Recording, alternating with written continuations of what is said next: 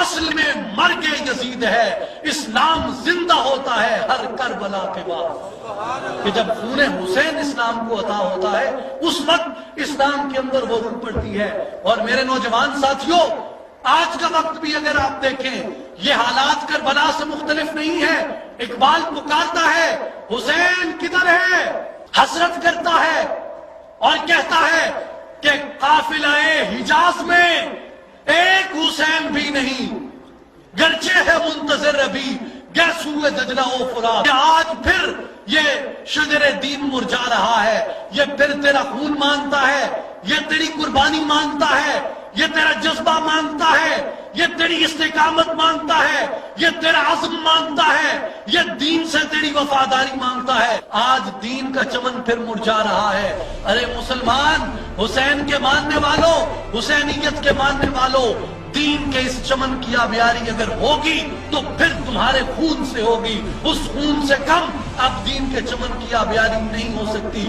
اس لیے ہم جب حسینیت کی بات کرتے ہیں تو حسینیت وہ جذبہ ہے، حسینیت وہ فکر ہے جو آج نوجوانوں کو اپنے اندر پیدا کرنی ہے کہ اللہ کی حاکمیت اعلیٰ کو مانا جائے۔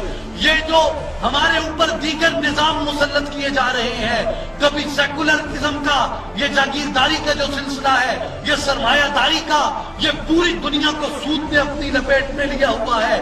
حسینیت پہ یقین رکھتے ہو تو سود کے خلاف جہاد کرو، حسینیت پہ یقین رکھتے ہو تو اس جاگیرداری کے خلاف جہاد کرو، حسینیت پہ یقین رکھتے ہو تو سرمایہ داری کے خلاف جہاد کرو، حسینیت پہ یقین رکھتے ہو تو لادینیت کے خلاف جہاد کرو، حسینیت پہ یقین رکھتے ہو تو سیکولرزم کے خلاف جہاد کرو۔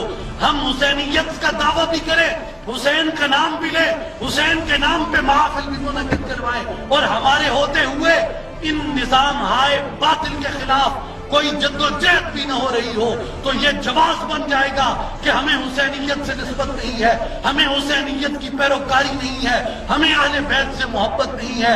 اقبال اسی لیے کہتے ہیں موج خون او چمن ایجاد کر، اس وقت بھی شجر دین کی آبیاری حسین کے خون سے ہوئی تھی۔ اپنے آپ کو تیار کر لو، اپنی صفوں کو درست کر لو۔ آج اگر چمن دین کی آبیاری ہوگی تو پھر تمہارے خون سے ہوگی، پھر تمہاری قربانیوں سے ہوگی، اور پھر تمہارے جہاد سے ہوگی۔